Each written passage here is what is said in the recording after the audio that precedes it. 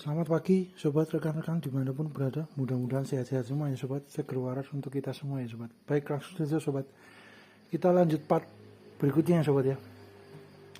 Jadi untuk frame yang ini sobat, untuk seng yang kemarin kita mendaur ulang ya, masih menggunakan, karena memang kondisinya masih layak ya, walaupun masih tinggal masih ada beberapa bagian yang mulai berkorosi, berkarat, tapi masih layak sobat. Akhirnya kita sambung dengan posisi bawahnya yang kemarin berkarat banyak itu dihilangkan bagiannya, kemudian kita sambung dengan seng yang biasa sobat. Kemudian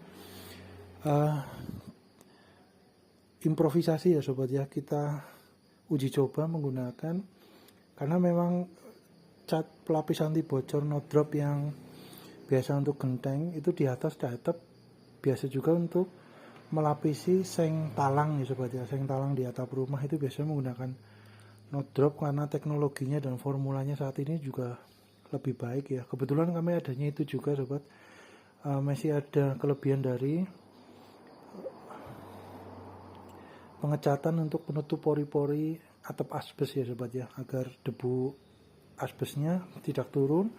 Kita tutup pori-porinya dengan menggunakan no drop. Kami juga sudah ada kontennya juga sobat, monggo kalau semuanya mau ini, dan tertutup sempurna ya sobat ya, optimal maksimal sobat. Jadi 2 lapis saja udah hasilnya rata dan tebal. Kemudian pori-pori asbesnya juga udah tertutup, jadi debu yang warna kuning-kuning kecil-kecil itu kan ini ya sobat ya, ngawekani sobat, untuk menjaga kesehatan. Karena memang berdasarkan penelitian ilmiah kesehatan kan udah banyak jurnalnya sobat ya, untuk masalah debu asbes itu kurang baik ketika dihirup oleh paru-paru dan berpengaruh terhadap ini ya sobat ya, kesehatan gitu ya. Jadi memang ada baiknya ditutup sobat menggunakan cat pelapis anti bocor ataupun cat genteng gitu ya. Kemarin kami menggunakan kebetulan no drop, dan masih ada lebih sekitar 70% atau 3/4 dari 1 galon itu tinggal 1/4 atau 1/3 maaf. Jadi 3/4 untuk 2 kali lapis dengan ruangan kurang lebih 6 kali 4 ya, 4 kali 6 ya kurang lebih ya, cukup banyak juga lembar asbesnya, sekitar 12 lembar kurang lebih.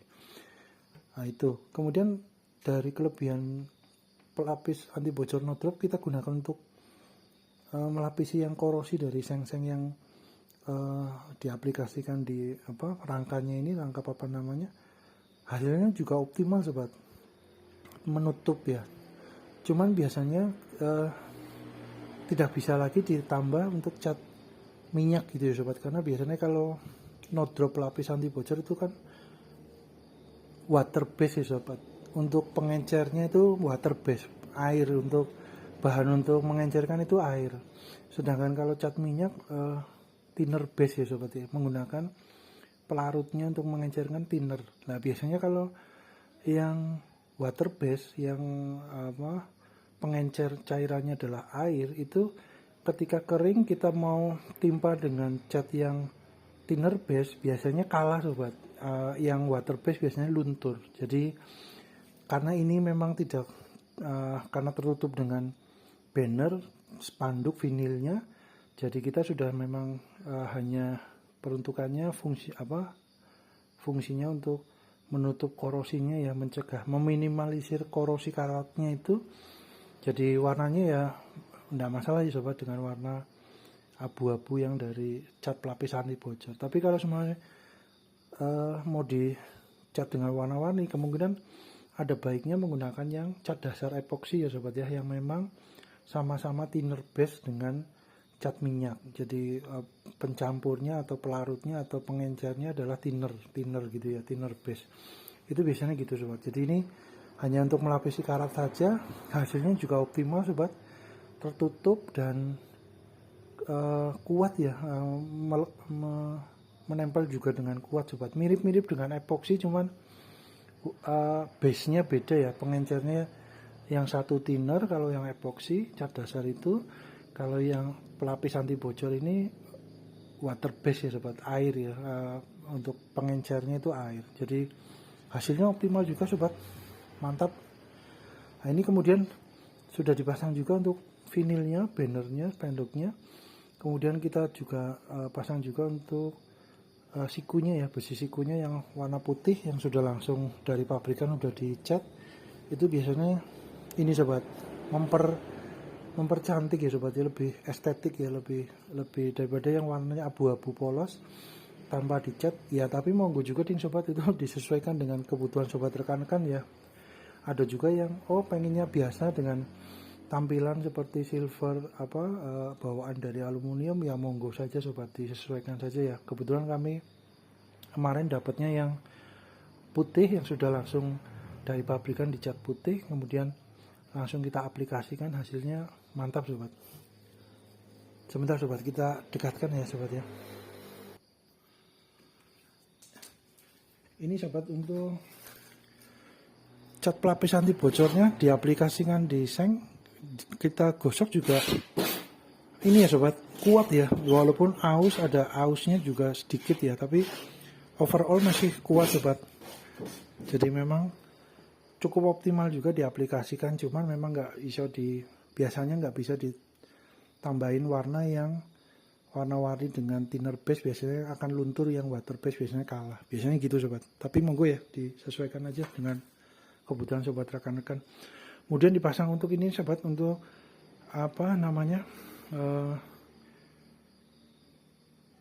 dinabel ya, untuk penguncinya di temboknya ya, dengan menggunakan visor ataupun paku ataupun dinabel, monggo lah disesuaikan dengan kebutuhan sobat rekan-rekan ya. Oke, terus kemudian kami taruhnya di posisi tulangan ya sobat, di tiang tengah-tengahnya ya, besi tengah-tengah bawahnya ada besinya, harapannya lebih kuat untuk menopangnya sobat. Oke, kemudian sebentar sobat.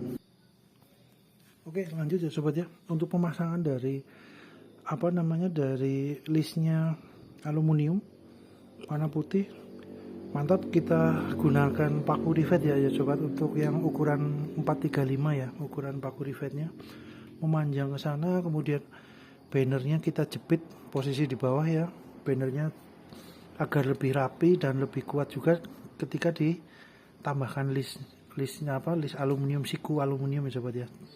Hasilnya lebih optimal, mantap. Kemudian ini juga flat sobat, hasil dari proses pemasangan sengnya yang bawah, galvalumnya. Kemudian walaupun ada sambungan di bagian bawah, tapi namun hasilnya juga optimal ya sobat ya. Yang penting proses penyambungannya telaten, sabar, dioptimalkan semaksimal mungkin, rata, flat. Jadi tidak terlihat sobat bahwa seng galvalumnya adalah sambungan ya, karena sambungannya kami berusaha untuk telaten, pelan-pelan, yang penting dapat sambungannya optimal, lurus, datar gitu sobat. Mantap sobat.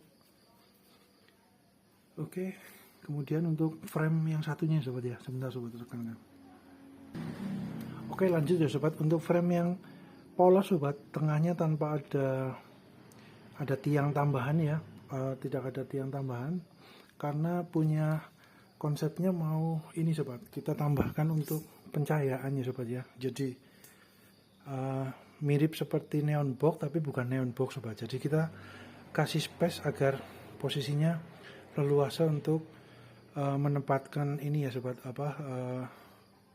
penerangannya sobat ya, lampunya gitu ya sobat ya. Jadi kita kasih space agar nanti dapat difungsikan juga seperti neon box sobat. Nah itu harapannya seperti itu sobat ya, multifungsi lah, dapat untuk yang tanpa lampu maupun dengan lampu sobat, dengan yang sederhana saja frame-nya. Kebetulan panjang ya sobat ya, panjang ini. Jadi ini juga sama sobat, sikunya kita gunakan siku yang aluminium yang warna putih juga.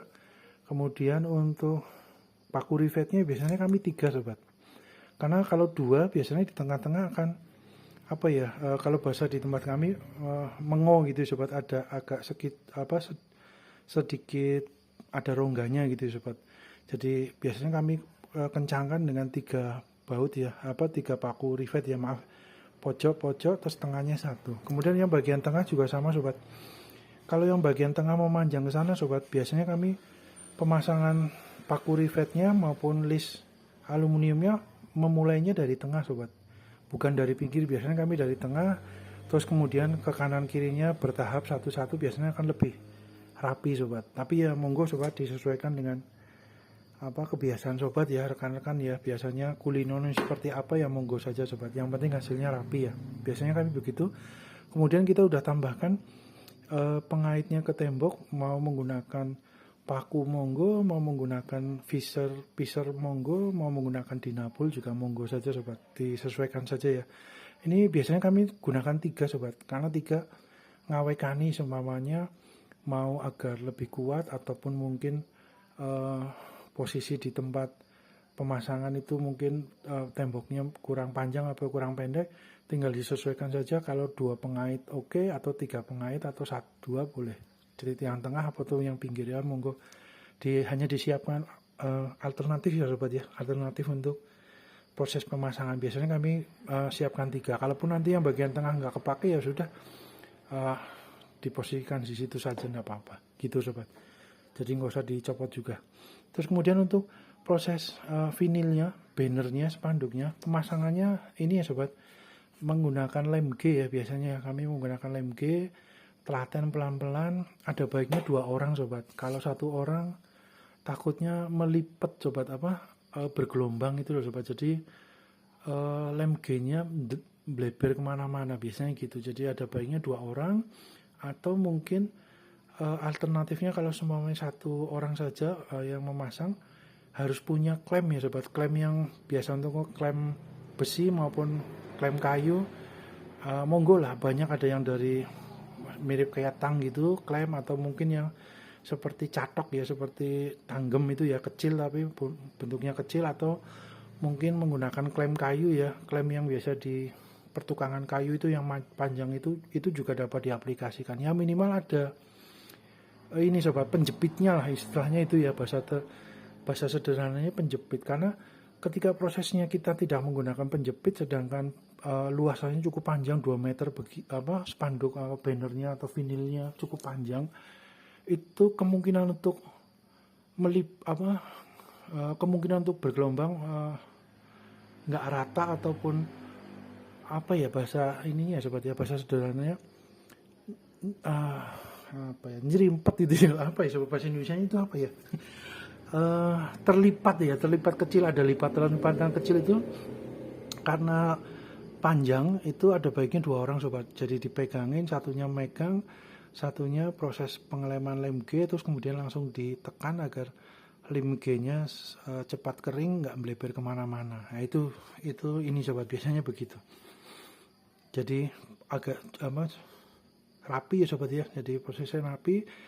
Kami biasanya keliling ya sobat ya, walaupun cuma 1 garis dari neon boxnya, dari lem G-nya itu hanya 1 garis, tapi tipis, tapi nggak masalah sobat. Nanti ketika proses ditekan, dikencangkan, itu biasanya akan lebih optimal ya, terpasang sempurna keliling.